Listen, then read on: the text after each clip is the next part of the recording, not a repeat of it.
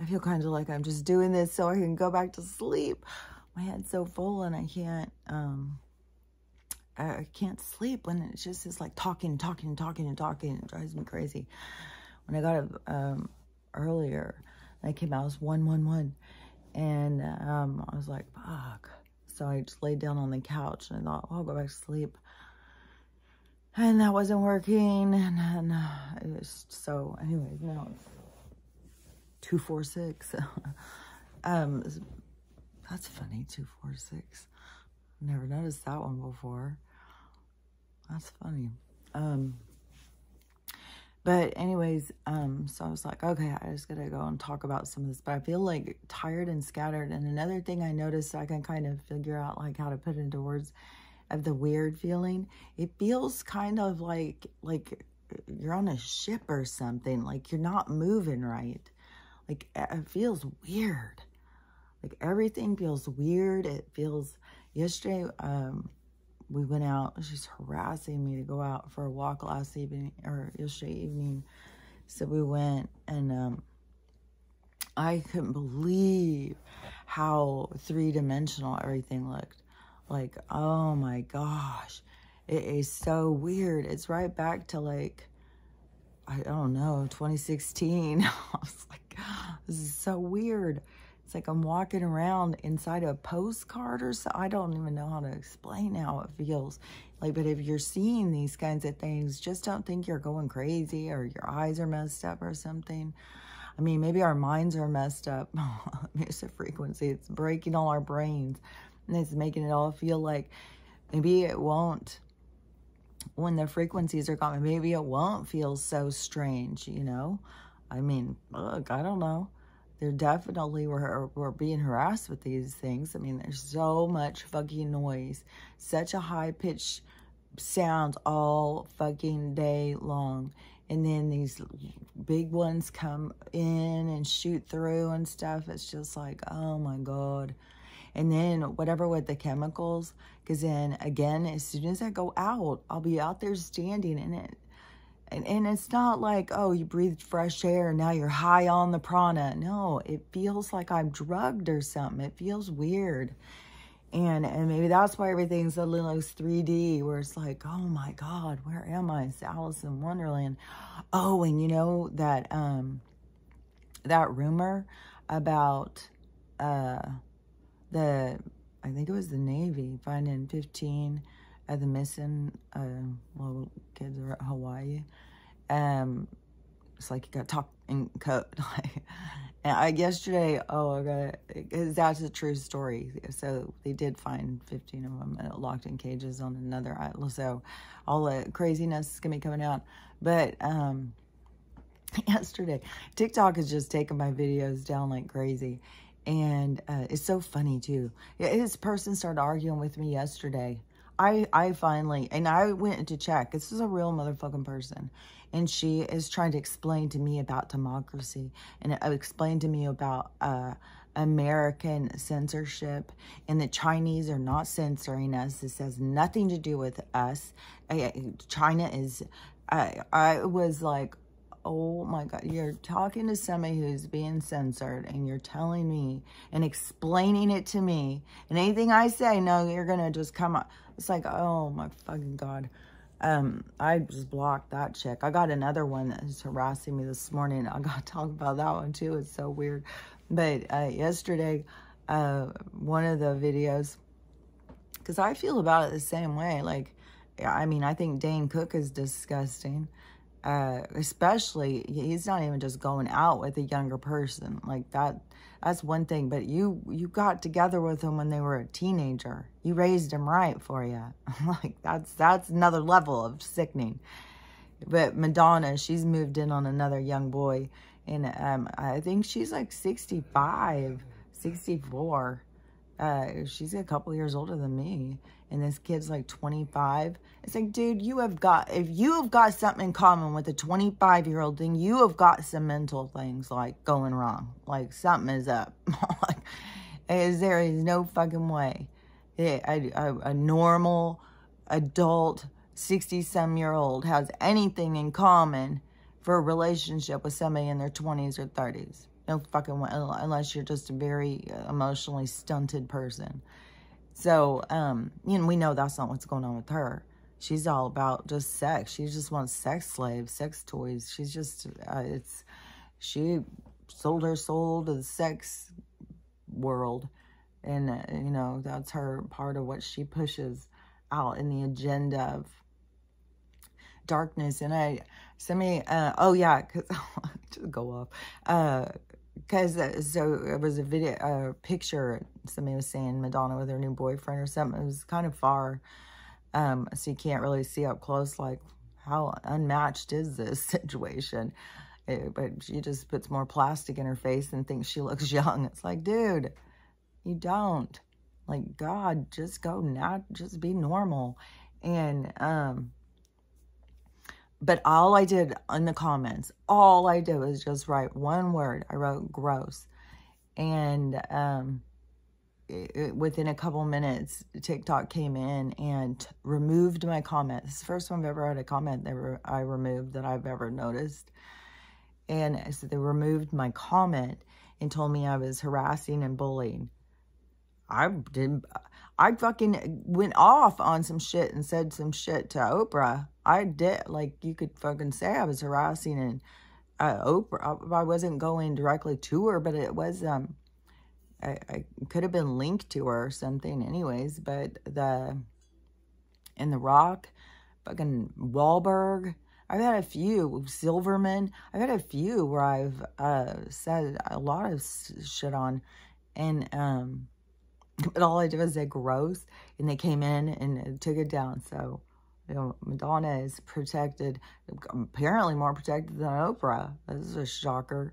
Oprah now is putting out her book of how to be happy, and then she's like, promoted, you know, she's on her whatever, and she's had a little, I don't know what she's doing, or if these are like Instagram lives or something, and or Facebook lives, some kind of thing, maybe they're commercial, I don't know. She's got access to shit, but she is, oh, my book, oh, it's so great, that happiness something, she's telling us how we can be happy. Bitch, you fucking need billions of dollars to try and find happiness, and you're still not happy. You still gotta go fucking still get it. So don't fucking tell me about how to be happy. You're the last person who wants to tell me about how to be happy. Like, God damn, nobody wants to be on that groupie train. The road to Oprah happy.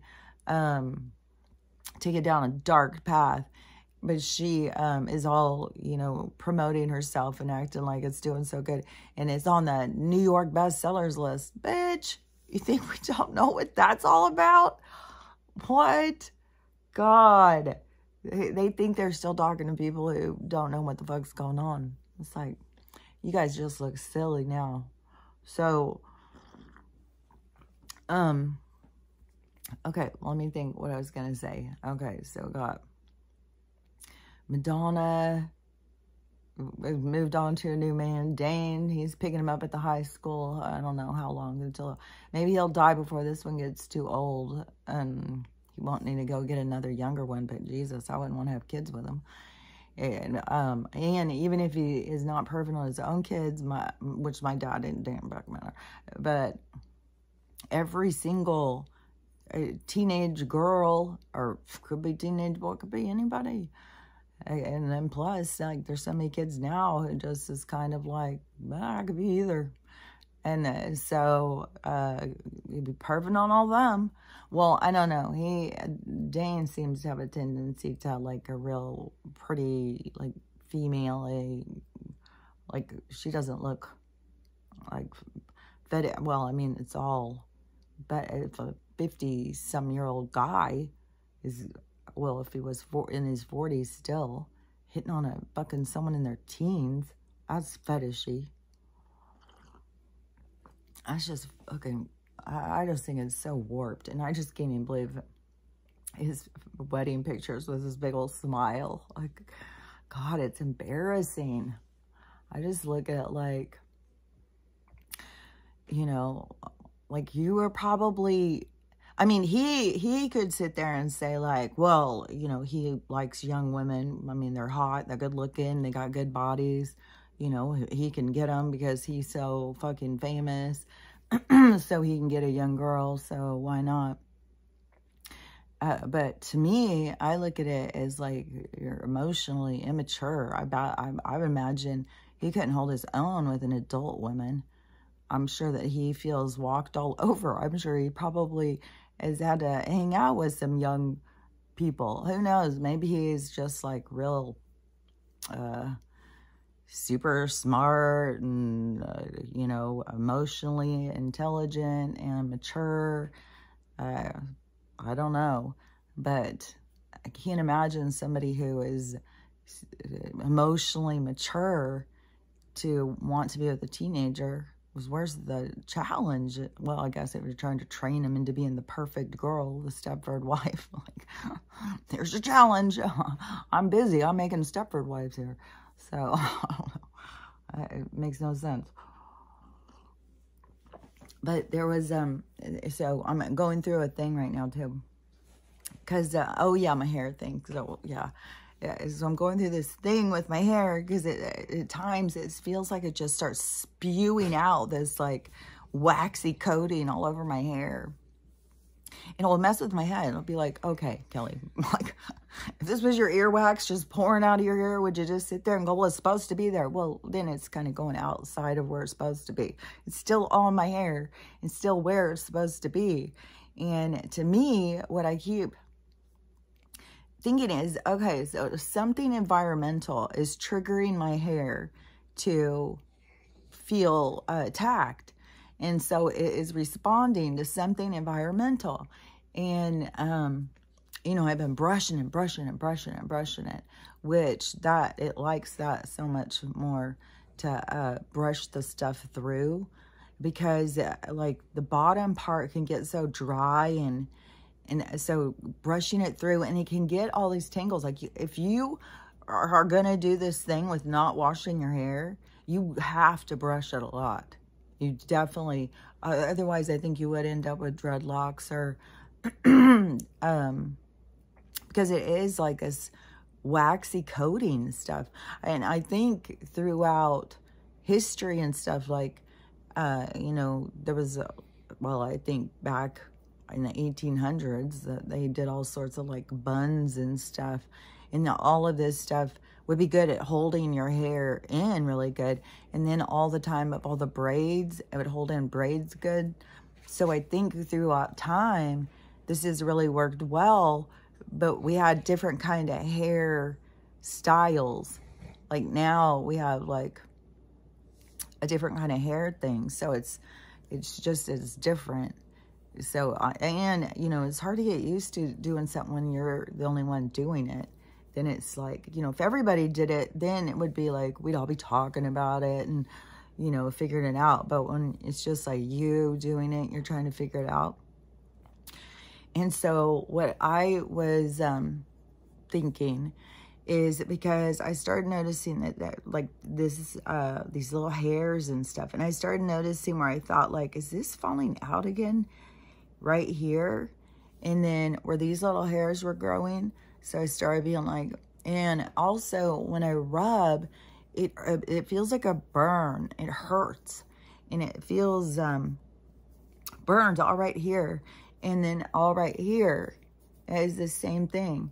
And it has it also has sometimes it'll feel like little bumps, like a little rash or something. And so I started thinking, okay, your hair is doing something. It is, and you're getting this right in the same place. Your scalp is feeling burned. So obviously your hair is responding to this burn feeling. So what would cause this burn feeling? This thing right here. It is shooting out so much radiation. And so, and then, I was like, okay, so I got to reduce my time on this. I can't sit here and just obsessively look for what's going on. Besides the fact that is just being in fear. If I'm just, and it's not like fear of being scared. Although, you know, I mean, that's you know, to keep yourself calm through all this stuff going on. Oh, yeah. Madonna's song, too. Because Madonna, this song that somebody was sharing, her concert, she was talking, it was in 2019, but it was some about the future's not for everybody. It's this real dystopian dance thing, and talking about we're going into the future, but it's not for everybody. Not everybody's going and stuff, which I know that is true. I know a lot of people are going to leave here. I think real soon. I think really soon. But I don't know. Maybe it could be 2040 or something. I don't know. I was listening to that remote viewer yesterday for a little while, yesterday morning, and I was like, okay, this is wacky. This is wacky. I mean, these remote viewers aren't spiritual. They're not, I mean, I God, it's weird. It's weird to live, my perspective in this world is just, I don't know. This world is so cut off from spirituality. And there's so much more with the religion stuff. Like, I don't know how long it's going to take to catch up with the people who are religious, but, oh, it's all coming out. I mean, it's all coming out. So I don't know how my mom's going to wrap her mind around it. But anyways, let me get back to what I was, because I have a bunch of stuff. Okay. Well, let me talk about this one guy. Hold on. I'm probably jumping all over the place already. But this one guy was saying something. It was exactly what I was talking about. Okay, let's finish with the hair thing first. Okay, so the hair thing.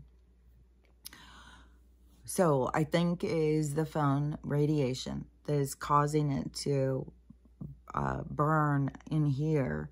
And so it's causing my hair to put out a bunch more of this coating stuff on it. And so I was like, okay, I gotta do this part. I gotta, so I've got to sit here and have it facing my face for this long. But then I was like, okay, so then the rest of the day I won't. Like when I'm out visiting and stuff, I can put my phone down and not know where it is for days. Like not pay any attention to it. And so, I know I can do it. It's not like I freak out if I don't have my phone. Like most of the time I'm looking for it. I have no idea where I've put it. And so and so then yesterday I was like, okay, so I'm sitting here looking for something going on. Like the bank's crashing, what storms are happening, which any of the things when you see it is just fucking depressing. Like, fuck, there's so much sad, depressing shit going on. Like, God damn. But, so, then I thought, okay, well, I'm just going to go on for a little bit. So I'm just coming up with my own, like, kind of schedule or something. But it's something that I got to purposefully work on and notice, like, symptoms my body's showing me, and then make changes, make adjustments, try and do something different, so that I can adjust and see how my hair and my scalp responds. So that was the whole point of that. And then this was weird because this one harassing me this morning, I don't even know if it's a guy, as you don't know, because everybody's names aren't their real name. And even if somebody puts a real name, you don't even know if it's really them, because there's so much catfishing and stuff. It's like people are so scared to show themselves. I think when they started all the handles, it was all fun, but then it kind of became a bush to hide behind, a mask. People started becoming a different persona behind these handles. You can go out and you can attack people and they don't even know who you are. So anyways, it brought like a dark side out in people, kind of. But this, so this account, I had just noticed it because this is something about biker stories. And I had kept noticing certain videos. And sometimes when I'll see certain things, I'll look down to see, whose video is this? And so I know I just recently followed them. And I gotta not follow people just like the first video I see, especially because there's so many people go take other people's videos. It's not even their content. They'll go take something. I'll be like, oh yeah, I like that. And follow it, but it's not even that person. So then, so this person, I don't know what I followed them on, but it must have been something that I liked. But then I kept seeing their videos pop up, and I kept being like, oh, man, it's not my jam. So I unfollowed them. So I haven't been following them anymore. All of a sudden they showed up in my comments and on an old video talking about my hair. So old video where I'm talking about not washing my hair. It's not that old, but for how much time goes, it's like a fucking century old. But so then they start telling me, you know, I'm gonna have dreadlocks, I've got bugs in my hair, I've got microbes, I don't understand. And they're real passive aggressive and real condescending and keep saying stuff. And I keep being like, oh, okay, this is the kind of person who I was thinking that, yeah, this is the type of person who I thought when I started seeing these other videos. I'm not surprised at this personality because I don't remember what it was. The video was it seems like it was something super sexist, degrading towards women or something. I can't remember what it was, but I was just like, oh God, why did I follow this person? And I went in and looked, and it was like all these different videos. I was like, how do I keep getting stuck in these stupid ass things? But so I don't know, you know, what this person's deal is, but so I just said, so you think it's better to put chemicals on your hair than to have it like you're more in fear of natural, like you think that's more dangerous than to put chemicals on your hair. And they just came back harassing me, you know, about bugs and microbes, and I don't seem to understand. I just was like, I'm a nurse, I completely understand. And we just are on two different vibrations. I should have said wavelengths, but I'm tired. And I said, we're just on two different vibrations. We just have nothing, nothing to talk about here. The conversation's over. And, oh, it's never over for them. Once you say you're done talking, that just can trigger the fuck out of people. And so, then it comes back and says stuff, and he goes, oh, well, so I guess I don't get, that'd be nice if I could have the last word, but I guess I won't get that. We'll see, or something. I was just like, what? What in the world was some of these people like? How do you feel your day? I just got to go and argue with some people, harass a couple people, and fuck, hopefully get the last word. Hopefully. Like, what in the world? Like, what a way to spend your energy. What a way to spend your day. But our world is so full of toxicity. It's so full of just confused children. Like, it's crazy. Hold on. Drinking this strong-ass cup of tea. But I'm going to go back to sleep. Well, I can, though. I can drink a cup of tea and go back to sleep. But it's so fucking loud in my head. It's so crazy. All goddamn night. It's not like I'm ever sleeping. I mean, explain things. I'm sitting there talking. It's like a whole goddamn thing. And I'm aware of it the whole time. It's not like it is the weirdest thing. God, I don't even know. I can't even go to the exact day when my life turned weird. It's just been a natural progression. It was like, even after my brain injury, you know, and I was struggling and trying to be married and trying to have relationships, trying to start businesses. Like, you know, you're just living this 3D life. You're just, you know, your purpose is just to try and do whatever it is you're trying to do. I don't even know. And I'm different than other people too, because I go with the flow. Like, I watch the signs. Like, I approach life so differently, and it's so crazy when you're trying to approach life with a partner and you're so different. And I had no idea the magnitude of that until all of this awakening started. Like, I literally thought that everybody was more like me.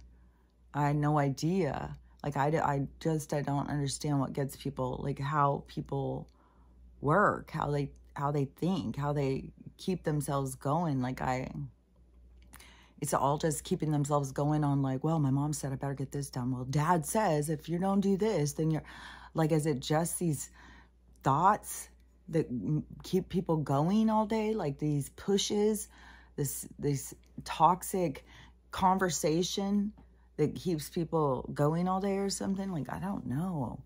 Like, I'm not sure. I can just keep talking about, like, the mental health things, because I mean, that's what I'm supposed to do. So that's what I gotta do. And so, you know, and they know. So I think sometimes, like, I feel like I have to over-explain it or something. But I feel like that like, everybody has guides, and everybody gets guided to information that they need to hear. And then their guides will help them understand or hear what they need to hear out of what they're trying to get them to see. Because mine will do it, like, it can be a movie, it can be a song, it can be anything. But definitely, like, you know, people like me, people who are out here talking and stuff like that, when you're finding them and stuff, it is your guides are directing you. They're bringing you the information because there's something that they want you to hear or whatever, because it's a part of your, it's like a part of, and I don't know how to say that. It's like,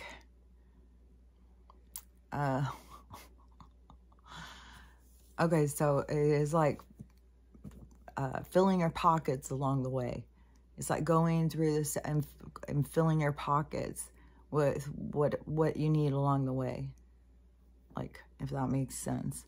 But anyways, I wanted to talk some about this mental health thing. And one of the things too is I've talked about this so much, and I just seen this video, and I was like, oh my gosh, this is exactly what I'm talking about. And this guy, he's a spiritual, like, all these different people. I don't know if they just, like, woke up and then they were just like, well, I love to talk publicly, so I'm just gonna transition directly into a spiritual teacher because I've woke up. And then plus some of these spiritual teachers who think they're in contact with their other entities and stuff, it's like they haven't got past their ego and their attachments. Like, they haven't gotten past that.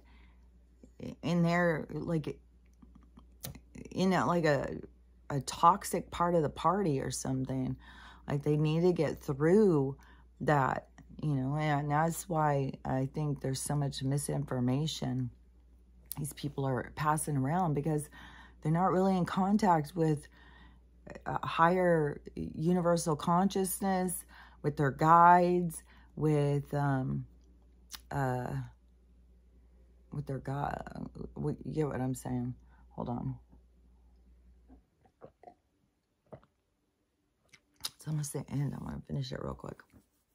So, anyways, so I don't know if they just wake up and they just feel like they know everything. I don't know what's going on inside of some of these people. I don't know what, you know, if they read like one Dolores Cannon book, an Abraham Hicks book, and then they were like, fuck, they just watched The Secret. Like, with my sister, she read that Norman Vincent Peale book when we were teenagers, and then she was positive. Positive. All you need is positive thinking. And, you know, she was sure. And she put it to the test. Like, I'm not shitting you. She was positive. She was going to win an Oscar. She was going to become super famous actress. She was all that stuff. But, you know, I believe in destiny.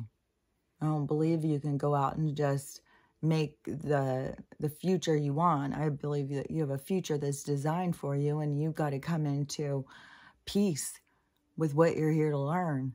That seems to be a part of the challenge. Hold on.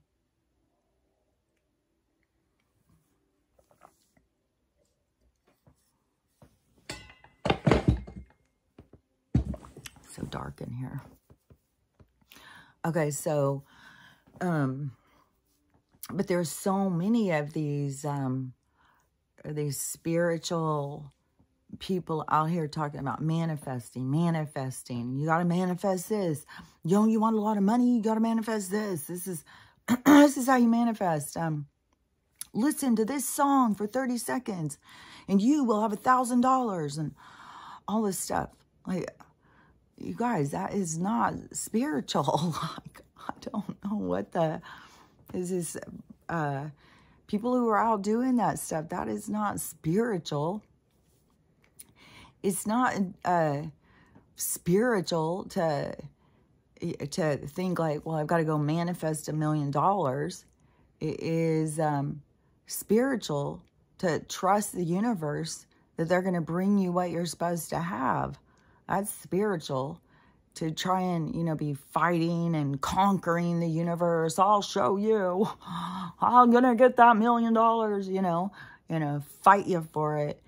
It is, you know, you can see right there, that's not being in harmony with the universe. You're trying to fight the universe. You're trying to fight the action in order to control it. That is not being in peace and harmony. So, I mean, that's not spiritual. Like, I don't know how else to say. Like, spiritual is about, you know, your spirit. You have a soul. So you're connected to your soul. If you're connected to your soul, you can't just leave it in there by itself. You got to talk to it. So you, confirmation, it's very mind fracturing kind of, you know, if you don't have a good grasp on yourself. It's like, to me, I've got all sorts of conversations going in my head. You know, there's the neurotic Kelly being told by the higher-minded Kelly. There's always these conversations happening inside my mind. So, you know, if you start having those, that's not something wrong with you. That's not like, that's you kind of relaxing into yourself, I think. Like I said, though, but I don't know what all the blockages are. I don't know how people's minds are working. But I would think there's something, you know, that is intensely trying to be controlled. So it's more relaxing into, you know, your life. It's so much more about just... it's like the difference of, you know, sitting on the couch and seeing who's going to come over and then running around door to door desperately looking for somebody to hang out with. It's like two different energies. And so the spiritual, and also, this is an important factoid, is a true spiritual person is going to be going in between those all the time. You're navigating, you're steering through life. You have the clear concept of what you're doing is this balancing effect. So you're trying to keep yourself, your equilibrium on your mental capacity, your mental health, your perspective, your perception, your, you know, it's the perception of you, kind of. So, anyways, the video that had triggered this guy was like, I didn't listen to the whole thing. He's like, if you aren't getting your manifestations, if you're having problems and you're not getting your manifestations right now, there's 3 things you can do. First thing, change your diet. You need to change your diet. You got to get into a high vibration. It's like, this is what I'm talking about. This is ludicrous. This is absolute ridiculousness that they keep trying to teach. So, but, you know, each person has to figure this out for themselves, you know. I can say this stuff all day long, but there's way more of them than there is of me. So,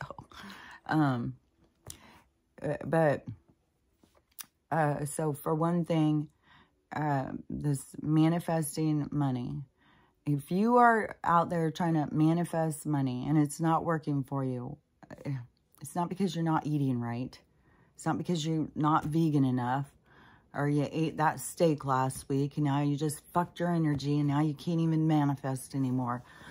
Manifesting, like I've said a zillion times, is like directing your energy.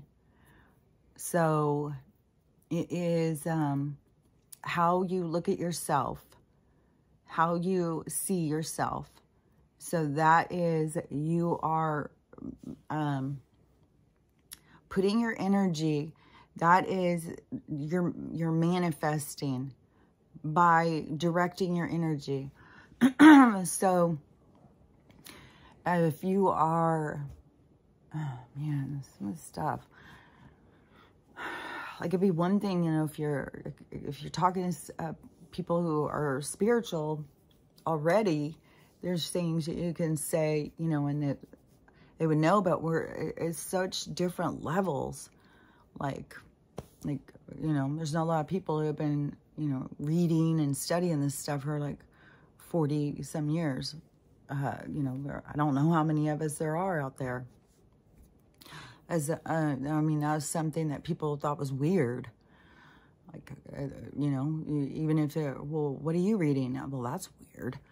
It's weird to be interested in your spirit. It's weird to be interested in your soul. It's weird to think about what you're doing here. What's life all about? Like, people have always thought that was weird.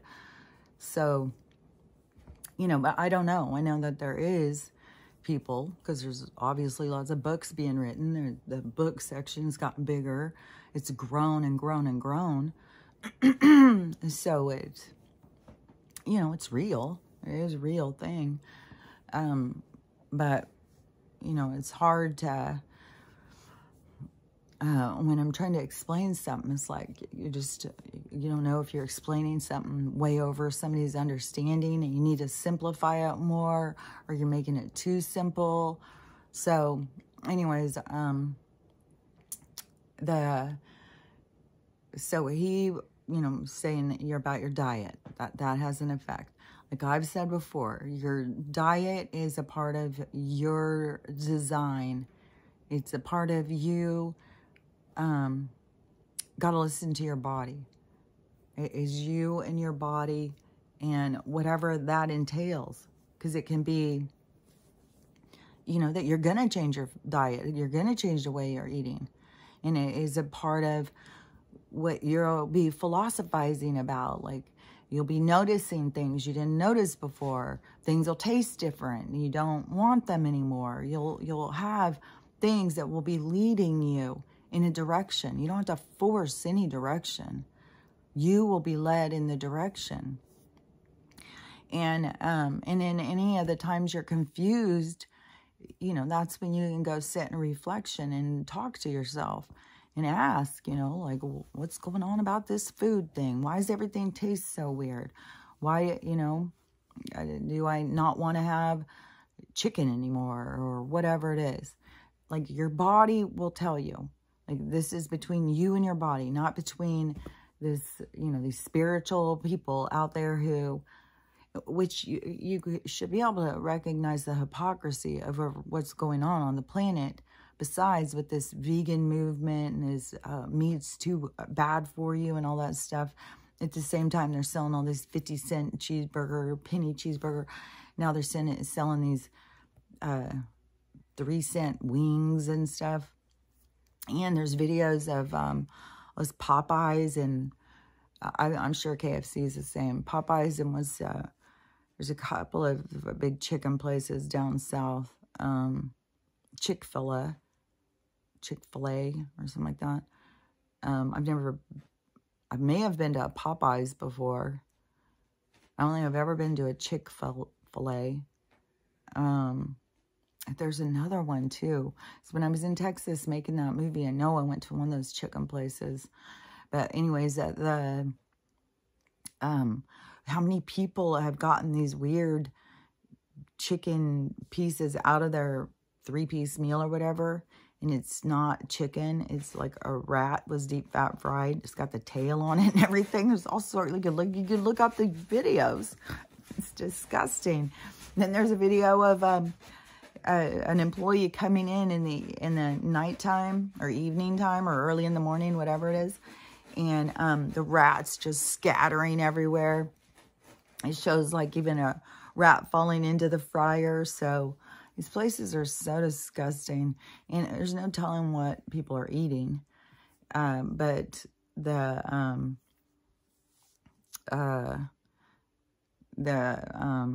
was I going to say? It's not just regular old chicken or any of that stuff. Like, this is all bringing everything to the surface so that we see all of this weird stuff that we've been eating and stuff. Like, the conversations, like, are changing so much into that. And so many more people, like, you know, with the hot dogs, so many people were talking about the hot dogs and how much human DNA is in them, in the vegan hot dogs. Confirmation. And then so let me think.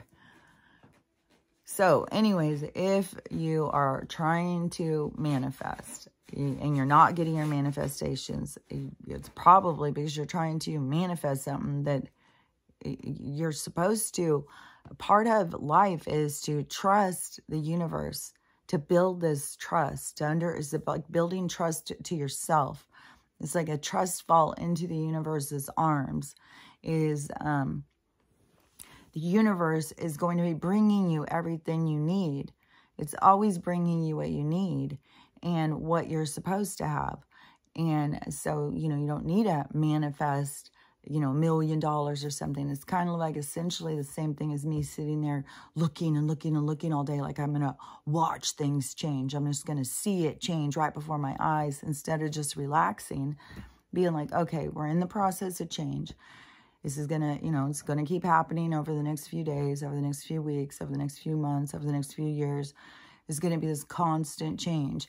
We're going to go through different depths of it, different challenges, and you know, there's going to be a lot of loss, apparently, and who knows, you know, if it's going to be scattered throughout all families, or if it's going to be like whole places leaving at once, because there is going to be a lot of places that are going to go underwater. So it could be like, you know, a whole island is like we're already having this happening.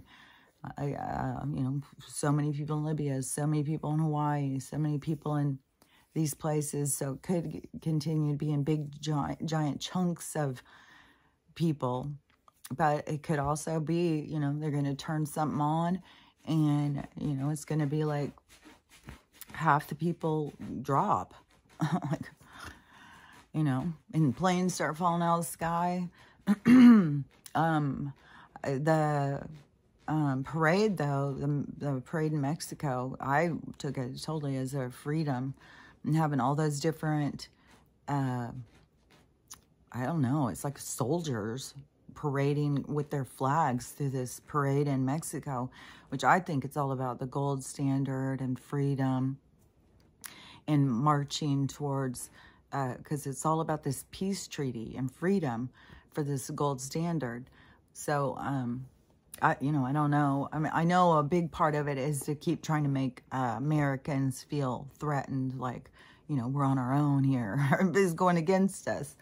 And so it all goes on Joe, you know, like, is this poor leadership? He's getting us in messes. He's making everybody mad.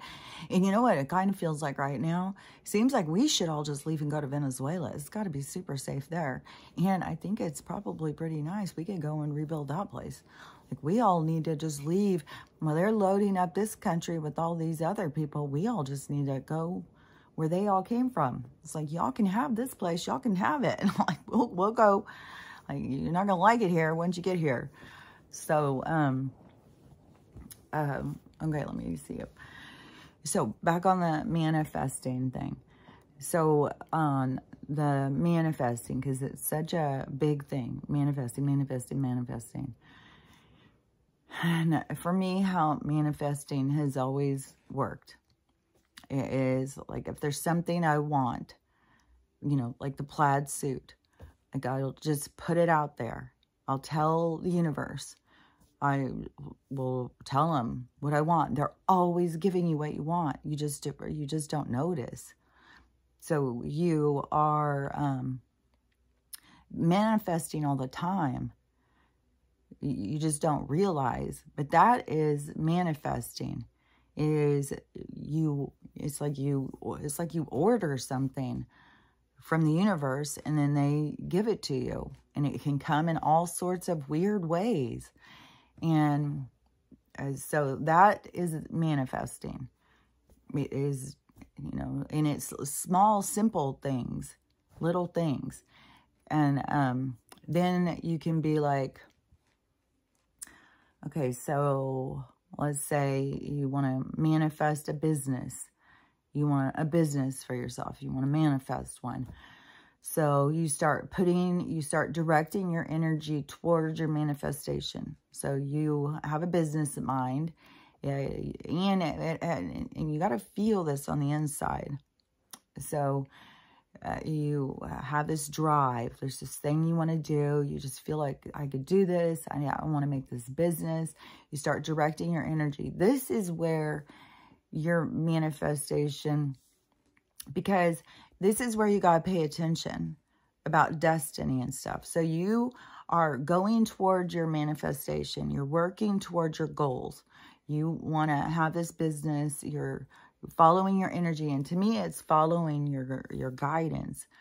Your guides will direct you. Like, my guides tell me every fucking thing. Just like, get up and do this. And so they will direct you on how they want you to go. The thing is like, so you think you're manifesting this business, but you could be manifesting this big lesson, this big thing that's going to happen. That is, you know, like, somebody comes in, they're going to be your partner, and you form a partnership in this business with this person. And then it can go in so many different ways. See, it all has to do with what your soul is here to learn about. And when you're manifesting, you're also manifesting lessons. You're manifesting your life. And it is, when you're following your direction, you're going on the right track. When you are going against it, then you're trying to fight destiny. You're trying to force something. But even when you're trying to manifest something, that doesn't mean it's just going to be like, oh, it's going to go perfect. I'm going to get rich and stuff. It can be about lessons. It can be about learning. So you're manifested lessons, the things that you are here to learn. And so your guides can be directing you towards that, because you're supposed to come in contact with these people. You're supposed to start this business. You're supposed to learn all these different things. And then the business is supposed to fail, because then you're going to pick yourself up with all the things you learned and grew. And you're going to go further, and you're going to take everything you learned, and you're going to go on another track. And then you're going to create this great, wonderful thing because of all the challenges that you were able to overcome. So that is like you get your manifestation, but it's like you got to go through some stuff. So, but all of these different things, see, it's your guides will tell you. Your guides will direct you. They will let you know. Like for me, in the relationships, when I was going through these relationships, they would always bring these people to me. And I would know it was a soul connection. I would know, I could tell, I could recognize. And then I would always think, oh, well, this has got to be, you know, my true love. True love. Here he comes. But it was always another lesson. And the lessons were always to teach me that you got to love yourself. These people aren't going to love you like you want to be loved.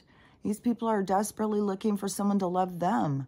They're not here to love you. They're trying to find someone to love them. You're just a bunch of puppies running around. Where's my mom? Where's my mom? Somebody love me. Somebody love me.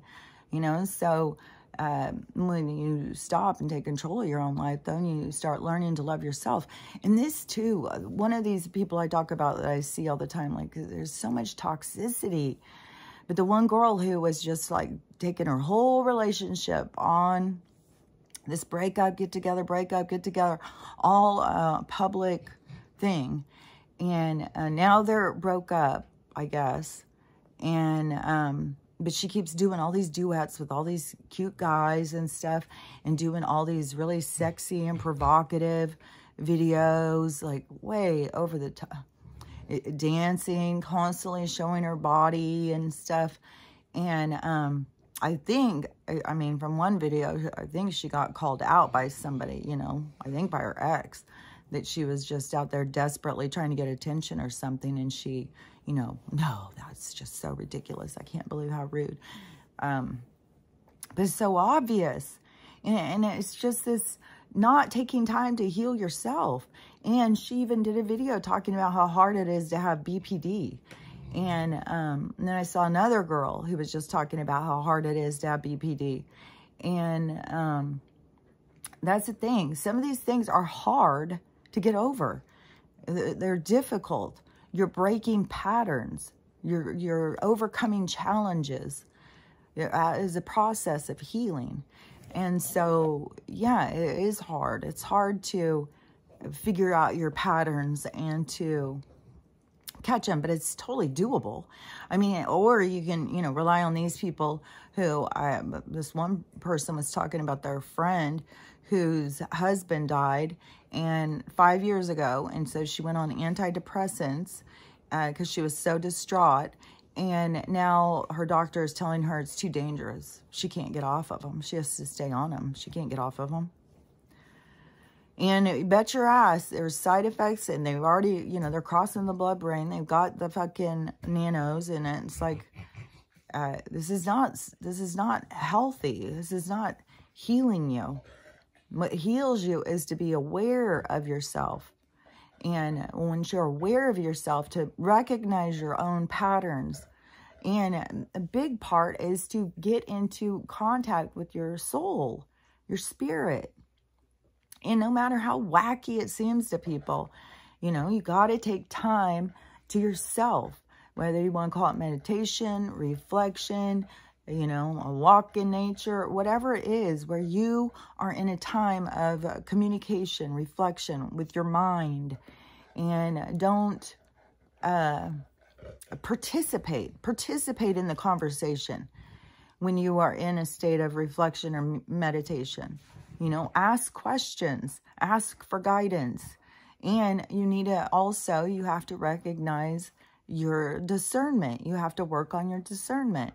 As I know, there's a lot of people out there who think because their spirit is awake that they're communicating with all these spirit stuff, that are all this great profound stuff that they're getting, but they're in communication with ego and all this dark attachment because they're misleading people.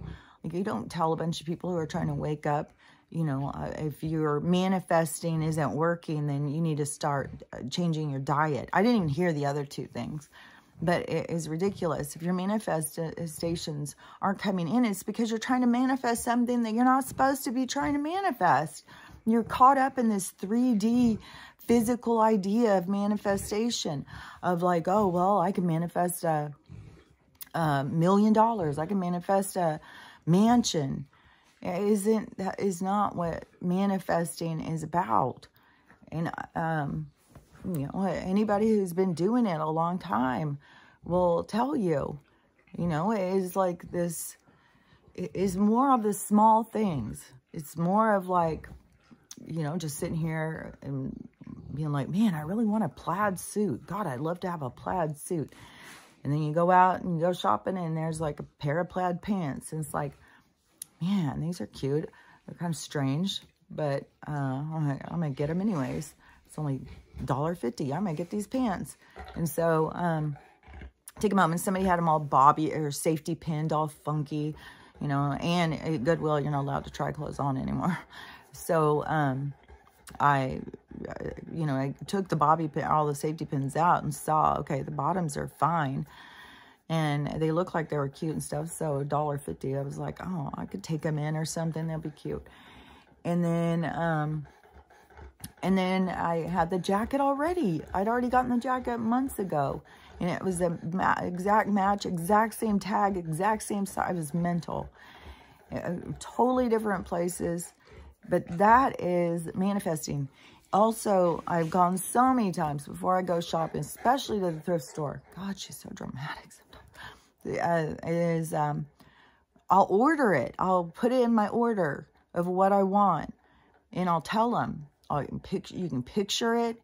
You just tell them. And you get the stuff you want. But then sometimes you may not get it that exact same day. It is all of... but that's manifesting. That's this communication back and forth over these things that can come to you. And then, like if you're manifesting love, you can go through a lot of broken, you know, shit-ass relationships to actually get to love. Because when you're manifesting it, you got to learn to be able to give and receive. So you have to go through the process. But your soul would be telling you, you know, you're going to manifest love. You're going to learn about love. You're going to grow. You're going to go through these relationships. You're going to grow because you are manifesting love. You're going to, at some point, have a true partnership. And so you've got to go through these challenges so that you can grow, so you can become your best version of yourself. So you are manifesting love that way. You don't just sit back. Like, I literally just saw a fucking video that said something about, don't worry about anything. God's taking care of it for you. You just sit back and don't worry, or something like that. It was like, what? Oh my God, dramatic. Here.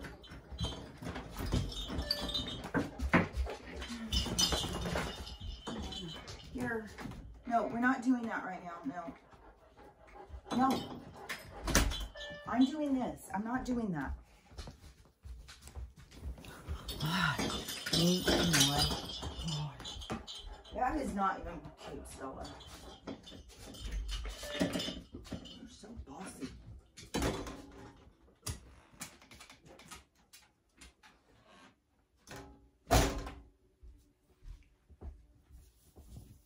God, she's bossy.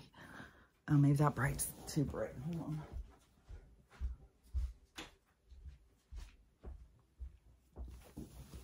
Sometimes it makes like these light refraction weird things on there.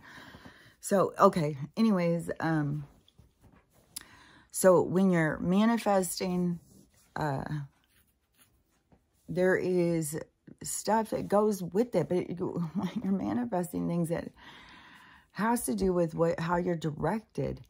Like, it's like these people are skipping over how they're directed. They're trying to manifest a different life, different things, different, like, I'm going to manifest and become $1 million because now I'm spiritual and I understand energy and I can make $1 million if I want $1 million, because that's how I can manifest it, because I'm in control of my destiny or in control of my life or whatever.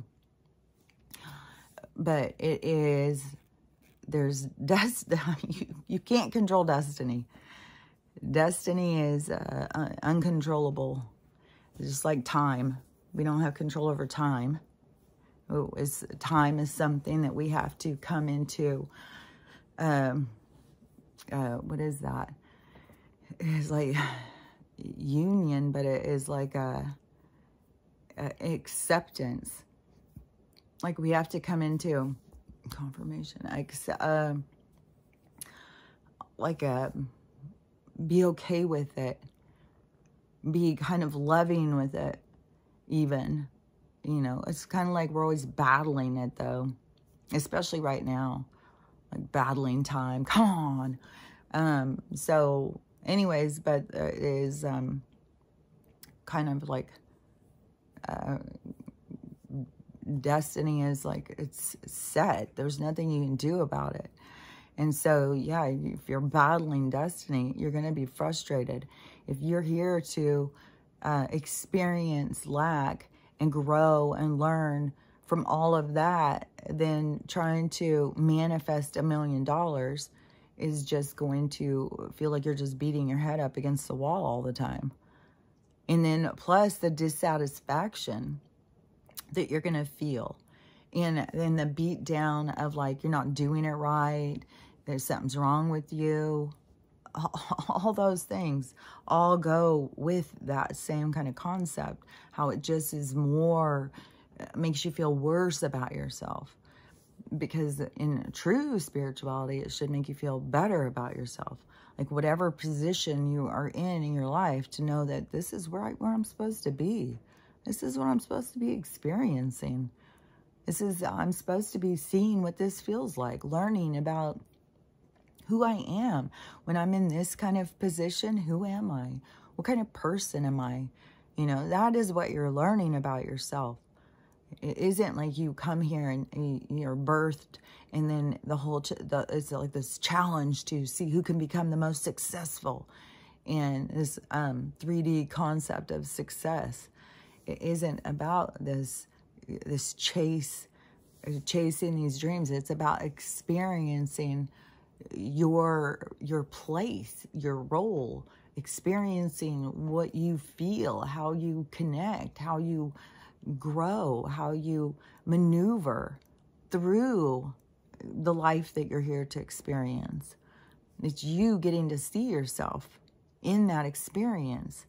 It's not about that you got to change the experience to make it better. You got to change it to be more successful. It's about relaxing into it. Like I said, you know, like the guy on the couch, just relax, like that kick back, like, hey, whatever's going to happen is going to happen. And it's supposed to happen the way it's going to happen. The people who I meet are the people I'm supposed to meet. The experiences that I have are the experiences I'm supposed to have. And just really relax into that. And, you know, these people I meet, or these are the people who are supposed to come into my life right now. You know, and not be chasing something, always chasing, trying to get something, get somewhere. It is going to end up, you know, always leaving you feeling frustrated, like you're not good enough. But when you go into true spirituality, you will feel better about yourself. You'll see that, you know, there's things that are out of your control. There's no point of you driving yourself crazy trying to control things that are out of your control. And you start seeing more about the purpose. You start seeing opportunity to heal. You start understanding like that you are an eternal being, that you're an eternal being that carries around a lot of baggage. And if you're in a life, you have an opportunity to deal with your baggage. So you have, you know, there's so much potential for you in life, in existence, but people don't use it. Instead, they fight it. So, and then back on that. Yeah, the BPD. Oh, yeah, now there's a new, there's all these, there's just more and more diagnoses and labels and stuff. So, and they can be helpful, you know, like, what was this one? I keep having avoidance stuck in my mind, but there was another one. So the narcissist, and then there's another closely associated new thing that people do. But when you go and you hear these things, these breakdowns on these labels and stuff, and if anybody tells you that you are those, then you can go in and look at them and try and figure it out. Find out how you are, like what part of you. And you got to have a honest look at yourself. Like you got to be honest with yourself. You can't sit here and play games with yourself. That's the thing, you know, is is the hardest thing to face is yourself, because you got to be honest with yourself. You can't trick yourself. So you have to, if you really want to heal and you really want to do better, then you got to just be truthful with yourself. So when you're reading this stuff, say for instance, like on this avoidant, like as this one, I keep seeing those highly sensitive person. So you become a highly sensitive person. So, you know, that could be why I'm, you know, this neurotic cuckoo, pays so much attention to everything, because I'm a highly sensitive person. And when a highly sensitive person goes through trauma as a child, it makes their senses more acute. They pay higher attention. They're paying attention to everything. You know, what's about to go down, what's about to happen, you know. So it makes sense. Like, yeah, I mean, if you are a child, if you were a small deer and you, some big animal comes in and, you know, devours your herd and you're traumatized, and yeah, you're going to be more paying attention all the time, you know. So it makes sense in nature for us to pay attention when we feel threatened. So I don't think that that means something's wrong with us. Now it's even coming out more about ADHD and neurodivergent, that is just our natural state of being. And they keep trying to tell us there's something wrong. So I've been saying, and a lot of these things are gifts. They're gifts. They're not, it feels like a challenge because you think you got to change it. You think you got to be different. You think you got to, you know, fit in and be somebody different. But no, you got to come to terms with who you are and accept yourself. Because a lot of these things are really gifts. They're good things. A lot of the things that happen to you through the traumas create a really good part of you, a part of you that would have been missing, that other people don't have because they didn't go through your trauma. So, you know, where we don't want to sit here and think, oh, it's all bad, it's all bad. No, you get a lot of good things from bad things. Bad things happen in your life and make good things happen in you. So it's not all bad. It's all a cycle. It's all this learning. It's all goes together. So, so like a highly sensitive person. So most of us, I think, are highly sensitive. I think most of us are neurodivergent. I think most of us have got some attention deficit. Most of us have all of these things that they've come up with because they've come up with like a standard, you know, a standard of being, and we aren't. We can't meet their standards. We aren't that. We aren't robots. We are eternal beings that are born over and over and over throughout different ages and different times and different places. Like, we aren't this thing. Like, this is such a limiting reality. And so many people, though, to be able to believe that they're that limited, you know, that says what's on the inside, you know. They don't believe in themselves. They don't barely like themselves. They feel bad about themselves. So that is, you know, all about this awakening to see your true self is a powerful, badass, eternal being that goes through fucking crazy-ass lives. It is, you're way beyond what this experience is. And you've dealt with tons and tons of trauma through your life. Not just the trauma you've dealt with here, tons of trauma. Even the trauma you've dealt with here is more complex than what you even understand, because it has to do with cycles and patterns you're breaking with other people in other lives, that you are coming in soul contract and playing out these roles to grow. But see, it's all about just the growth. It's just about the expansion. One little tiny bit of growth is huge. Because if we're all doing it, it's just like the same as if we all gave a penny. It's huge. It's a huge thing for the universe. So one tiny action, you know. But that's the thing, is you got to see, like, one tiny action in your life is success. But you got to get into being able to live that, where you can be like, I can relax and enjoy life. I can go out and experience some stuff. And when you go out and start experiencing, you'll find that you are putting yourself, oh, I can't do that. No, so-and-so, you know, good people wouldn't do that. Oh, you know, I can't try that. That would be, I would mean I was like, something's wrong with me. Like all these different things that we come up with our own biases to reduce our experience, to limit our opportunities. And that is a part of the challenges too, is going through that and asking yourself, why do I feel this way? Why am I stopping? Why don't I want to try this? Why, you know, and it can be out of fear. You're so scared. You're scared, well, I could die. What if I died? Well, if you're going to die, that you're supposed to die. You can't speed it up or slow it down. There's nothing you can do about it. It's set. It's absolute set. You can challenge it. You can go out and do all sorts of shit. There's some guy who does that too. I don't know when he really will die.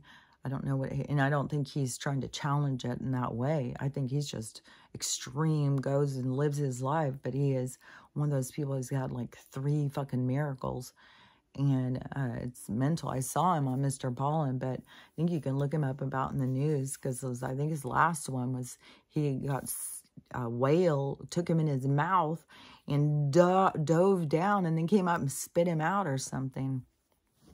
One of them was some airplane thing. Like, he's had some wacky shit, this one guy.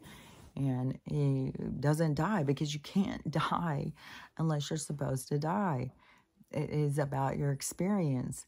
It is part of his, you know, thing is probably to show about miracles, to just, you hear these stories and it's like, oh, okay, so I don't really need to be scared.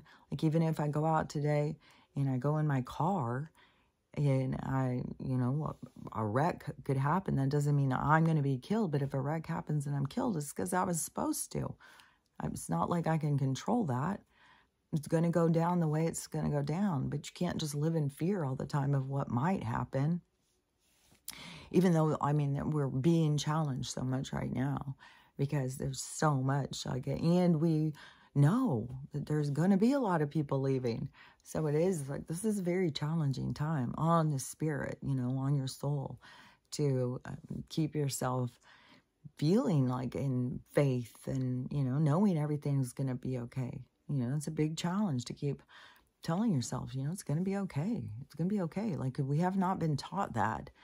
And, but, you know, the spiritual thing is real. You really are a spiritual being here having this human experience. But to me, it's not even just a human experience. It's just this game play. It's like you're just coming to play this game.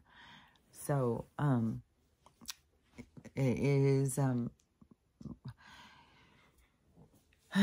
there's just so much more about relaxing into it. But when you're trying to work on you and you're trying to improve your life, and so you're seeing these diagnoses and whatnot, and so like one like avoidant, like this one was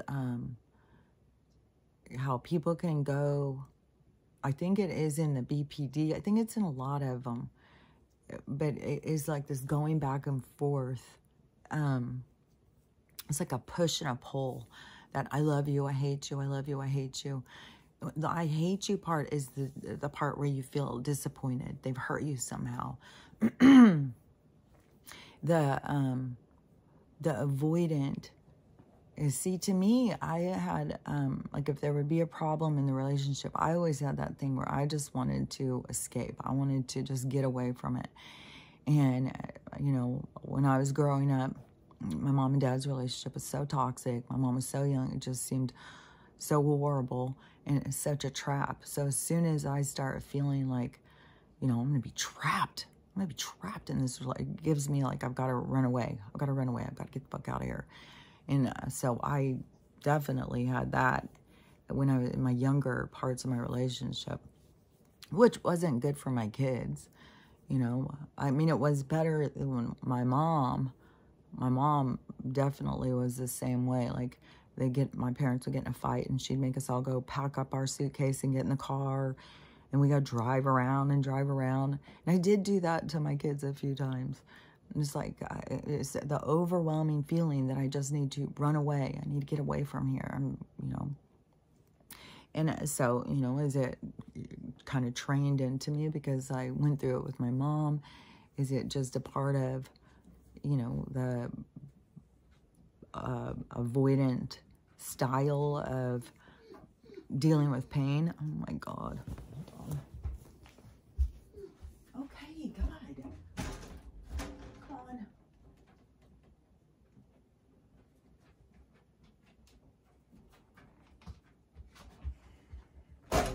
No, not having treats. No. She wants to go in the kitchen, start getting treats. Every time she goes out the door, she thinks she needs to come in the door and get a treat just for walking in the door. God, she's so funny. God, she's so cute. So anyways, but like if you feel that way, like I've got to run away, I've got to get away, you know, and we do these immature things and then we affect our kids. And apparently just, you know, if you're a parent and you're focused on your own trauma, what you're going through in the relationship, that takes away from your kids' development. And so, you know, these toxic households, like we've got to make changes because it's so bad for kids. What was this one I just keep seeing so many. Like I just saw the video of they found a mom and her 2 kids in Farmers Branch. It's right by my brother in Farmers Branch. And she was on her way to Grand Prairie, I think, for a play date. She left her house at like 8 in the morning, and then they found her today like in a parking lot dead with her 2 kids just sitting there. So who knows what the weird story of this one's going to be. What was I going to say? Because there just keeps being so many of these just weird, sad stories. There's going to be just so, all these tragic kind of situations. But I don't remember what I was going to say. But if you are in the relationship and you're having problems, you can probably depend on the fact that you have got, you know, you don't have the tools to go through what you're going through. So the challenges, feeling overwhelmed and stressed out and pushed by this other person and all that, that's all real feelings. There's nothing wrong with you for feeling those feelings. Those are your signs. Those are like your triggers to tell you something's off, something's wrong. You need to focus on, you know, something in that area. And I think that the soul, our own self, wants to feel better. And all these relationships are there to help us to learn and to grow. So I think it's, you know, a pretty safe guess that whatever you're going through, the challenge is that not to fight it, to try and grow with it. So whatever it is, but so if you got little kids and you have your husband and you both just push each other, and you don't feel close to each other, you don't feel like you don't really have things in common anymore. Now you just see all the things that make you different, and because all of the things you start really seeing what somebody is on the inside. When you go out and you're trying to, oh, I'm going to go pick a partner, you know, I'm going to pick one. Oh, that one looks good. That one's probably pretty good. I like the way they look. And then, like, people have this weird thing. It's like in general, like, I'm just trying to find these certain characteristics. If I find these certain characteristics in a package that's pretty good looking, I'll go with that one. That must be the right person. It's like, that's not, by a spiritual perspective, wouldn't be the right person. It's not like about that. And then that's why as you are going through the relationship, what you're being taught is that those are not things that you can base a relationship on. There has to be something deeper.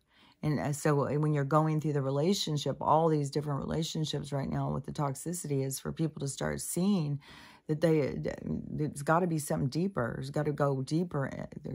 You can't just base things on what you look like and what kind of car you drive, what kind of job you do. Like that stuff is not who you are at your core. It doesn't have anything to do with, like, if you think kids should get allowance, if you think kids should clean their rooms before they go to bed, if you think kids should do their homework, if you think you should pay your bills before you buy the things you want, if you think you should buy the things you want and not worry about your bills. Like, everybody has different things in their core, and that is where you're going to start finding out, you know, like, you're not in alignment with this person. And so, you know, and that is up to you guys where you want to take the relationship, if you want to work on it or you want to give up on it. But when you are going through, but even if you give up on it, that doesn't mean you have to turn it into a battle. You can just, you know, it's going to be hard right now because there's so, everybody is like tuned in different levels. So somebody who's questioning the relationship, the other person can be very three-dimensional, conflicted, but they could be very toxic. And this person who's starting to question things is trying to heal, and this person has no idea what you're talking about. So you got those obstacles to maneuver also through this. And I would think having a relationship through this, I'm not surprised at all that so many relationships have broke up through this awakening, because so many relationships were based on this shallow, toxic idea of, you know, who to be with, who to spend your life with and shit. But so if you are in these relationships and it is, you know, breaking down and you just want to run away, you can, you know, figure out ways to go spend time with yourself. Don't just follow the impulse to run, because that is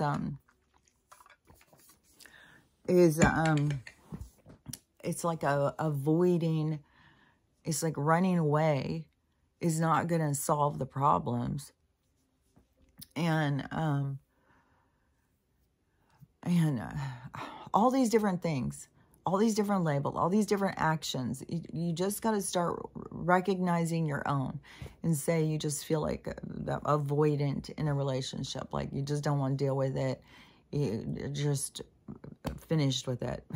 See, right now, if you're finished with it, you need to take the next step and end it. You need to, you know, give them the opportunity to go out and start over, and you the opportunity to go out and start over, and to relieve your kids from all the stress and tension. But I did see this cool video where this woman, she was trying to decide if she should move into it was her old house, but her ex had kept it. And then he lives there with his wife, but they has like a little guest house or mother-in-law unit. But they told her she could move into it and live there for free. And then they can all just raise the kids together. Which my daughter had that same offer from her ex. And she was like, that's like sister wife shit. No way. And she was like, no way. I'm going to go out and live my own life. And so she didn't do it. But this woman, she was like, I think I'm going to do it. And it seemed like smart, like, to do it.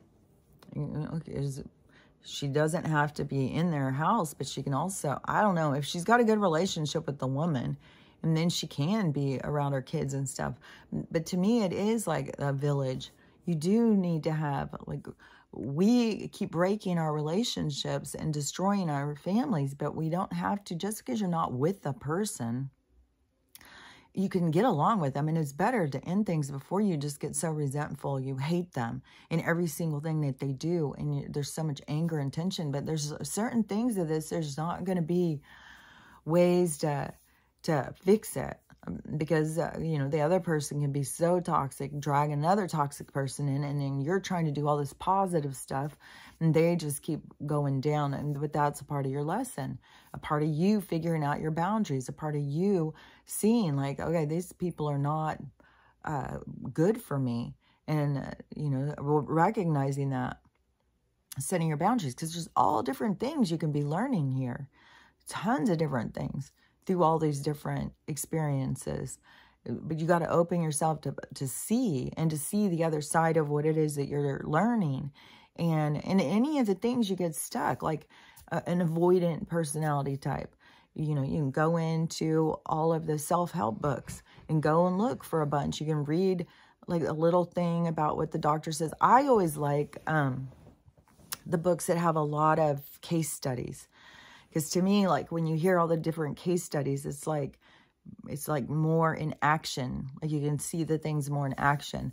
But, you know, it's all different things. Some people, you know, you can read something that's very textbookish and it totally makes sense to you. Like we all have different ways of learning, but you could go out and find, you know, I'm sure there's about a zillion books on BPD, on narcissism, on all these different aspects of your personality. And that's where you also got to go out and read this stuff and see, you know, if this psychologist that is writing this book is very defeatist and, you know, like you're just fucked because now you're borderline, don't bother with that book. You don't want somebody's negative input into your mind. Look for somebody who is positive and can help by pointing out like, well, when this happens, another way you could do it is try this. So somebody triggers you and makes you feel rejected, makes you feel like you're not good enough. Try this approach. Try and look at it from this direction. So it gives you other ways to see, so you're not just stuck in how you were seeing things. Because that is a part of the frustration too, is just feeling stuck, feeling stagnant, feeling labeled, feeling, you know, diagnosed.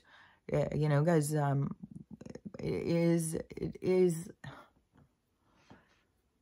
it's like taking all these threads of who you are and then saying that one's no good, that one's no good, that one's no good, that one's no good. You know, it's like just to beat you down. It's like we're just going to come up with some labels and some diagnoses to beat you down, because all these things are part of your journey, a part of your learning, a part of your growing. So there's nothing wrong with any of the things, whether you're borderline or histrionic or any of that.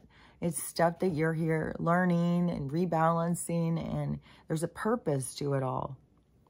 So, but in this time, in our purpose is about maneuvering and taking control of our own minds, of our own psyche. So to the awareness aspect of being aware of our own actions, of our own details, of how we act and react, and being more of a participant, not just the reactive part, but to actually be more determined in our thoughts, in how we direct our energy and our actions through our experience.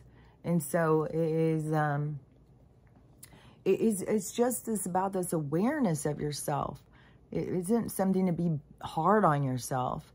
They put the stigma with these diagnoses. So don't ride their stigmas, don't ride their diagnoses, but take the awareness of the things that you do, that you can change, that you can become aware of, that you can do something about.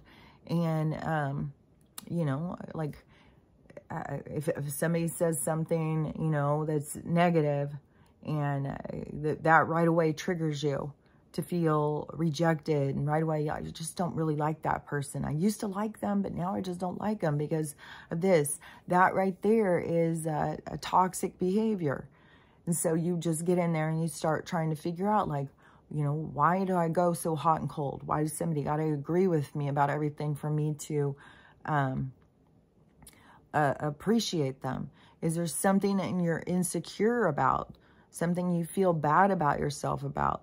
And you just got to dig down and find it and get in there into the core of it so that you can, you know, bring it out and you can evolve it. You know, you can allow it to reveal itself and to like vaporize. It's like once you can see it, but even when you can see it and the action can vaporize, you have the awareness so that you can catch yourself. So, and you may not catch yourself as fast as you want for a while. It may take a while, and you don't want to be hard on yourself. You want to be gentle with yourself. You know, this world has been hard on you long enough. You got to learn to be gentle on yourself. And in that action, to also be gentle with others. And remember that everybody's going through this same thing. Everybody's going through this, like, feeling so broken and raw and confused. And but there's such a journey into being able to have a positive experience through your living example. But when you're chasing something that isn't yours, then you're just like on a hamster wheel, wasting your energy, wasting your life. And so much of what they want you to chase is just this three-dimensional successful dream that, you know, there's so many other ways to live. I saw this video, I thought it was cute. Somebody was trying to use like one of those voice things or whatever. And, but it's this little boy, and they were trying to say something about their bills or whatever. But this little boy, he's just like, so we're poor. That means we're poor. He's like, it's okay. It's so cute because, yeah, it is okay. It's okay to be poor. There's nothing wrong with being poor. I would say probably the most people in the world, like Americans, get all caught up in this, like, because it's all this success drive. Like, we got to be successful. We got to do this. We got to have the nicest cars. We got to have the biggest houses. We got to have a couple of car garages. We got to have, you know, we got to have this, and this, and this. And then we'll be happy. If we can get all this, and then we can be happy. But in other places, it's not like that. Some places are happy just to eat that day. Some places are happy that they didn't die that day. Some people are happy that their grandma didn't die that day. Like, there's lots of places where their priorities are very different than running around trying to get a lot of money and screwing people over. And, you know, who cares about them? As long as I've got what I need. You know, but in other places, they come together and they work as a community for the betterment of the community of people. And so there's all different ways to live. You know, that is a part of the challenges in America, to not be shallow and superficial, to be more about what's important, to go through this fake, phony, the reality, the way that things are, to get down to what's important. You know, here, we put all of our fucking old people in nursing homes. Just go let them die. Nursing homes that are just like nasty, disgusting, stinky buildings where people go to, I mean, a lot of the people who go and work in them don't care about the people. I mean, you do have some that care about them, but a lot of them don't. They're just there for a paycheck, and some of them are even predatory type people who steal things from these people. It's not like how any of us would want to end, you know, spend our last days. Yeah. But in other countries, it's not the same as that. In other countries, there's lots of grandparents who are living right there, right, participating with their families, their grandkids. And I think another thing, too, in America, we have a lot more with neurological deficits as people age because of the toxicity in our environment. And so, you know, everybody's like, oh, well, they've got Alzheimer's, they got dementia, I can't take care of them. But, you know, we could do more detoxing. And then plus it's got to be where people have got to see about coming more together as a village. It's going to make your life easier, not harder. They've got us all so divided over, well, That person's toxic. That person hurt your feelings. That person hurt your feelings. It's like, quit letting your feelings get hurt about everything. Like, if your feelings are getting hurt about everything, that is, you are raw. You are fragile. You've got a lot of issues you're not dealing with. So you need to take time for you. Take time to heal you. Take time to go into your problems. You've probably spent all of your life focusing on everybody else's problems. And that is one thing too, is that they get you. You know, you get focused on trying to, you're going to fix somebody else. You're going to help them. You're going to fix them. And then you're not giving yourself any of that energy. And the other person is only going to get irritated and offended, because why do you need to fix them? But really what you need to do is fix you. You're distracting yourself. You're not putting the love and the care into you that you need to give. So you need to make you the priority. Work on healing you. Give yourself the time. You have the value. It's your time. It's your energy. You're the value. So you need to focus on you. And that is taking time to yourself. And taking time to yourself for a woman, so many women think that means, you know, go to a spa and spend a lot of money. And that is giving back to you. That's loving yourself. No, you don't spend any money to love yourself. You can go in and you don't even have to have a bathtub. You could just go out and walk around by yourself. Go sit by a tree. Go sit by a creek. Go sit by a little pond and watch the ducks. And just sit there and relax. Just let your brain, like, it's like unplugging and letting for one thing, sitting in nature is going to redo your electrical current part of you. It's going to like get you more like reset. Like, it's like kind of just turning off your phone and then turning it back on and letting it reset.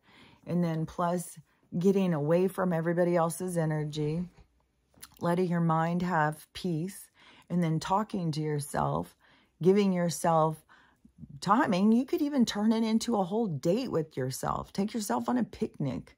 You know, that's loving yourself. That's treating yourself right. That is learning how to give back to you. And in that process of focusing on you, things will come up. Like, things will come up. You go sit by a creek, you're going to have something's going to come up. And it's going to probably be something that's like, oh, I don't want to think about that. And it's going to probably be stuff about boundaries. It's going to be about, well, you know, you should have done this. You know, next time, why don't you say you can't do that? Next time, why don't you just stay home and clean your bathroom when you want to clean it? Don't go and rush over to somebody else's house and do something for them. Like, you're going to probably hear things that are going to be like, oh, but I have to go help them because they need me. They need me. And, you know, that's ego. You know, they need to learn probably independence. If they are taking from you and you're not having enough time for you, that's out of balance. You got things out of balance. So you need to put as much time into you as you're going to put it into anybody else. So you've got to, then you're going to feel more loved. You're going to feel better about yourself. You're going to feel, I mean, there's an easy way to get out of this fragile state of being, where you just feel like, you know, anybody can destroy you and everybody hurts your feelings. It is, all those things are just, there's nothing wrong with you. You're not broken. You're just raw. You just have got a lot of pain. You've got a lot of things inside of you that are hurting you. And you're trying to hide it. You're trying to hide it from the world. You're trying to hide it from other people because you don't want people to think something's wrong with you. It's going to make me start crying. I don't know. But nothing's wrong with you. There's nothing wrong with you because you have issues. It's perfectly normal to have a lot of things that are hard, that are difficult. You know, and the spiritual side of life is, you know, you go through those things because you grow. It helps you. You develop. You become better. Sometimes you're playing a part for somebody else. and it helps them grow something they needed to grow. Like, it's just, you know, when you really get into the spiritual side of life and just seeing so much more about the purpose and the point and what you're doing. And it's so counterproductive to be hard on yourself. And it makes no sense why a soul would think it's supposed to be perfect, especially in this weird life.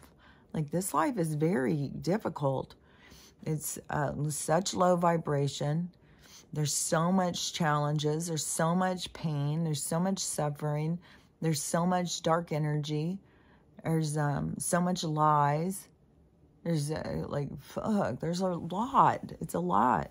There's a lot of reasons to feel super chaotic and super bent and confused. You know, and I would just keep saying the way out of confusion is time to yourself. Spending time talking to yourself. No matter how weird it is, no matter how you think like that means you're mentally ill or whatever. No, it's important. It has great value in your life for you to spend time with you and talk to yourself. And, but, you know, for sure, because I don't know what's going on in your mind, you have to begin to, you know, format, design, to acknowledge, to register what's going on in your mind, to start recognizing who's talking back. When you're talking to yourself, who's talking back? What are they saying? That's where you want to really start paying attention. Because even if it is your attachments or your ego, then that gives you great time to see, to really hear that voice, to recognize it, to start talking to it. Start, you know, it can be an attachment, and start talking to it. Now you have a different perspective, and you start telling, hey, you don't have any place here anymore. I don't think like that anymore. I want to look at things in a better way. I want to look at things more positive. I don't want to feel down all the time. I want to feel better. So you start, you know, you just tell them to move on. That doesn't mean that they necessarily will. As it's like, you know, if we could just tell all our parasites, okay, get out of my body now, let's move on. Because it's like micro, macro of parasitic energy.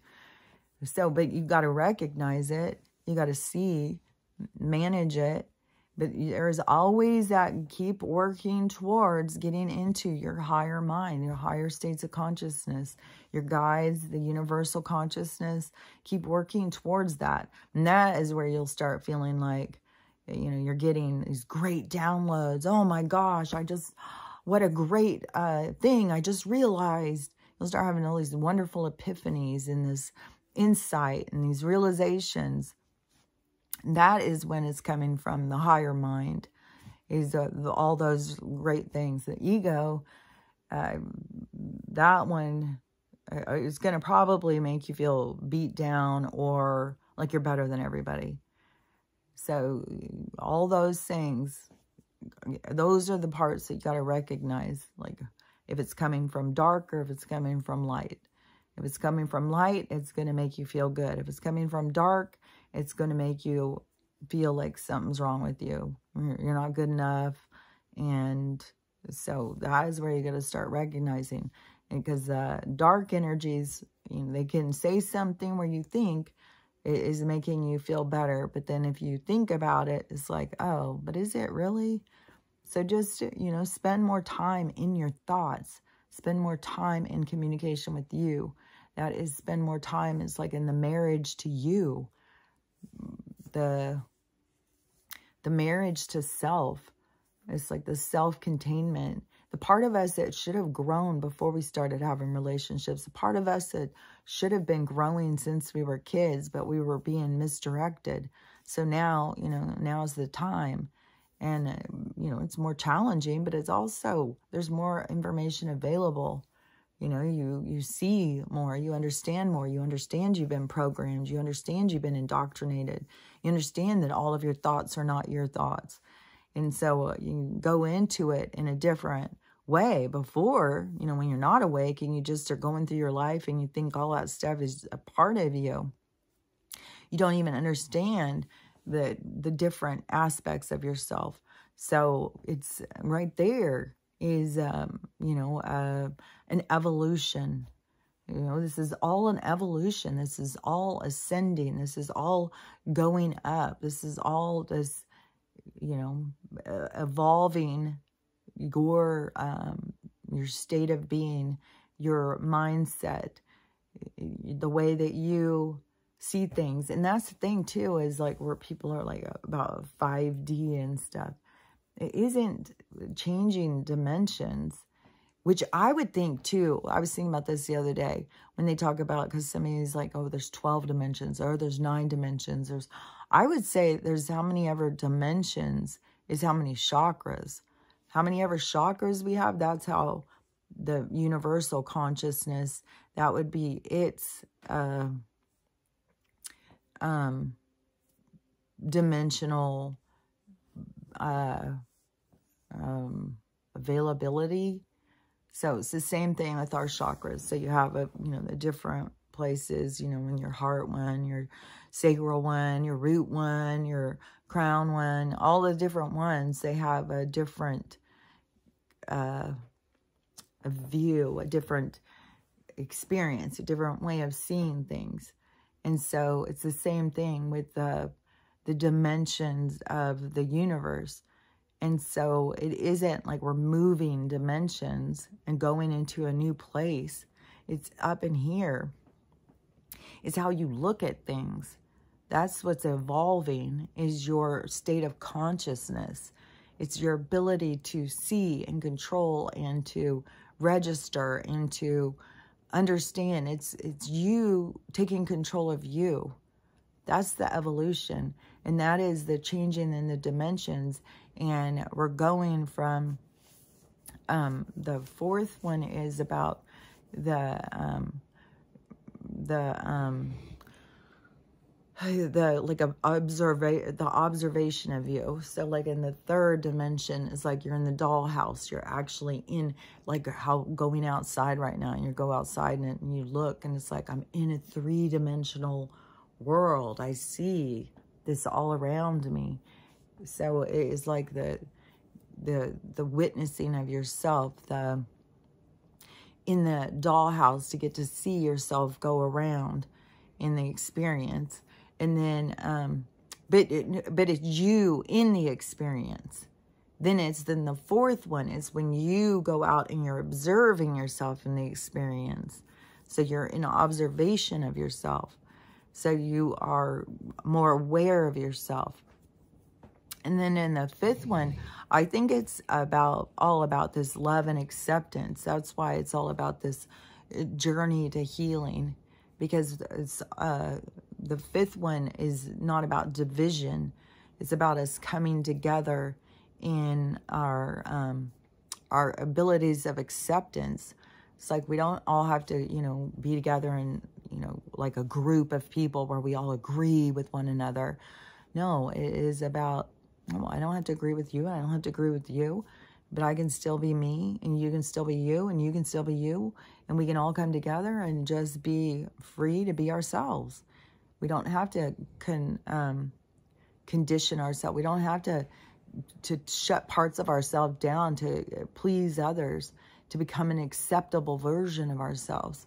It is more about accepting ourselves and accepting others, and then we go into this state of being in the reality of acceptance and love. And so it's another experience. And so then, you know, it's all different ones, but that's what it's about. It's about our way of seeing things.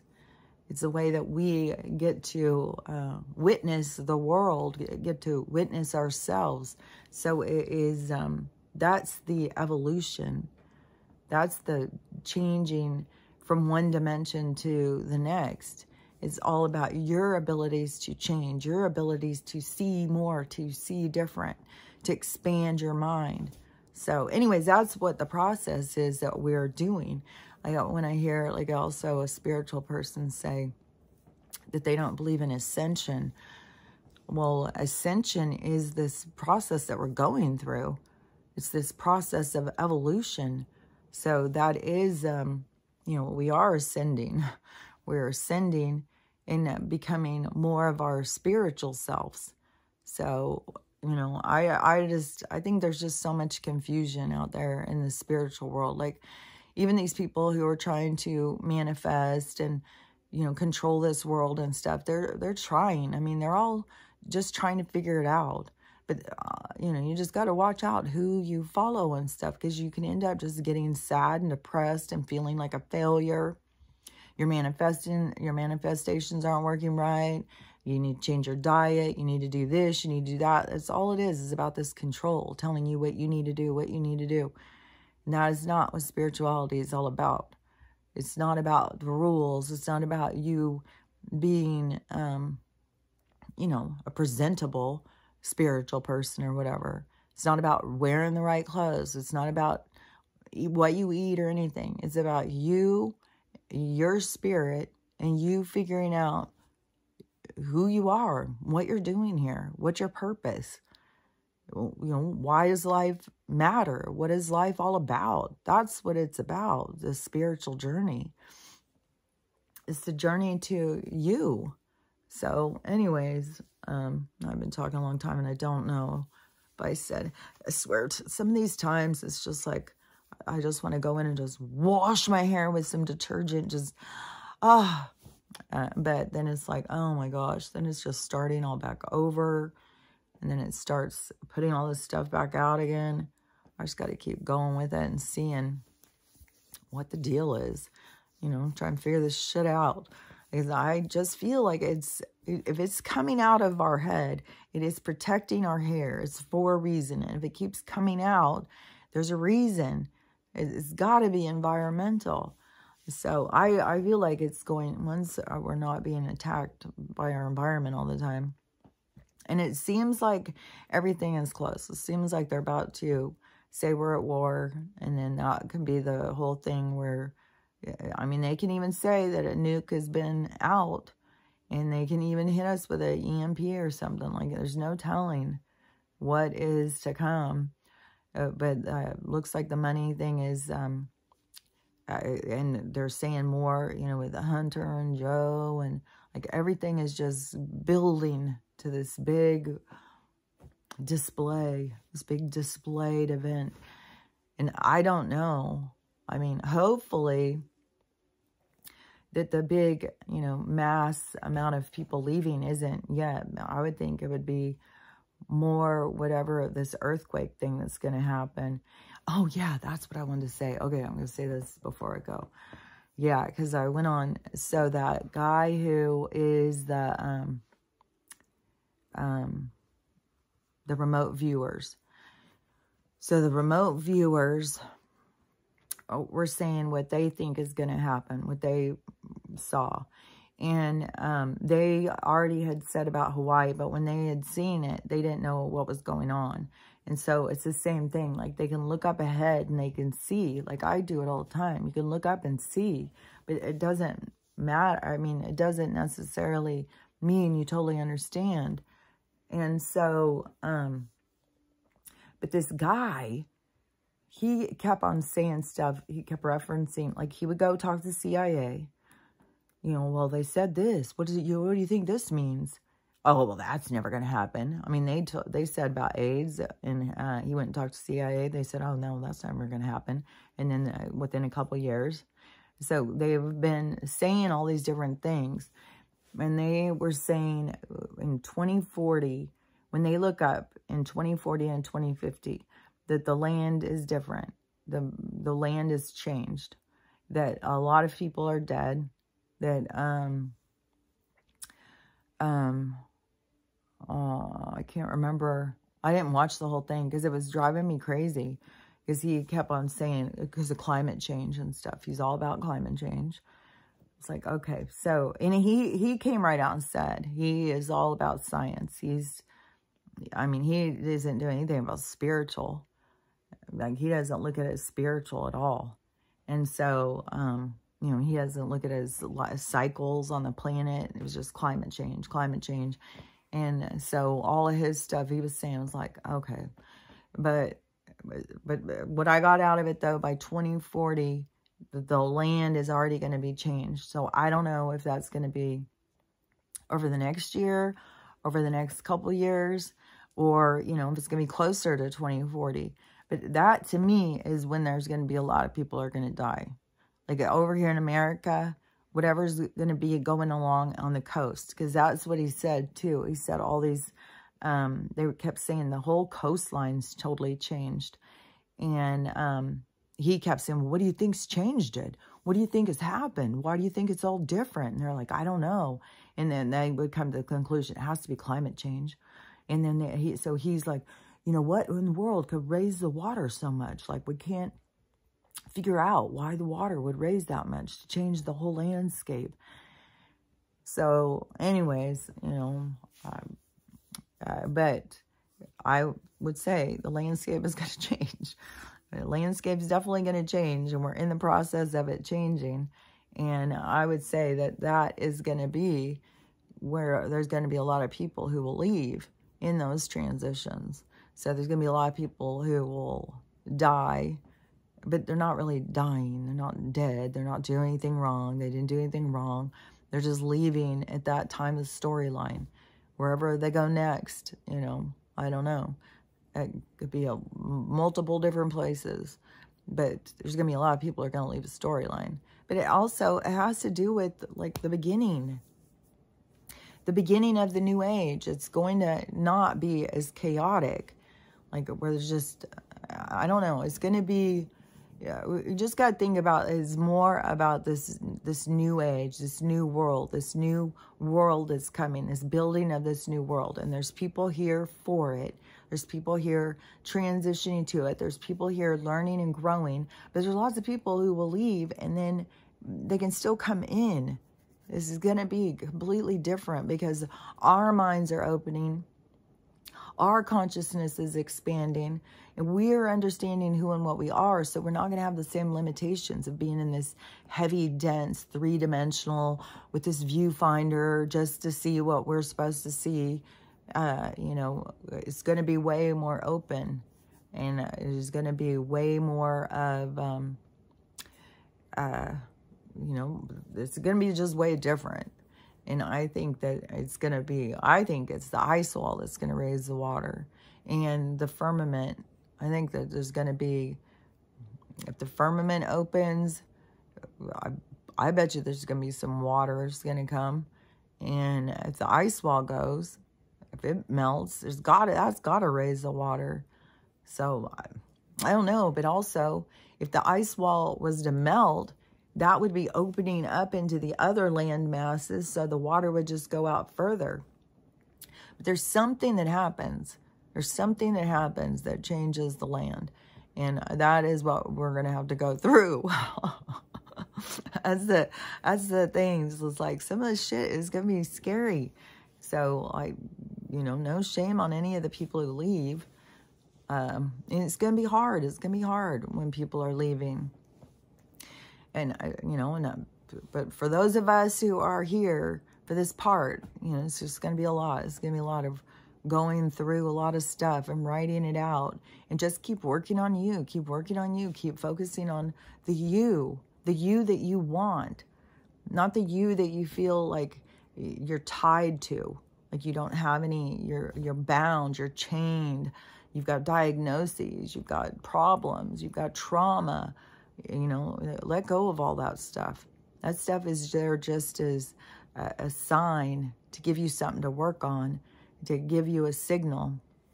So anyways, I just keep talking and talking, but, and I don't know if I'm really going to go back to sleep. Sometime I'm going to go back to sleep today. But anyways, we'll see how this day goes, just like every other day.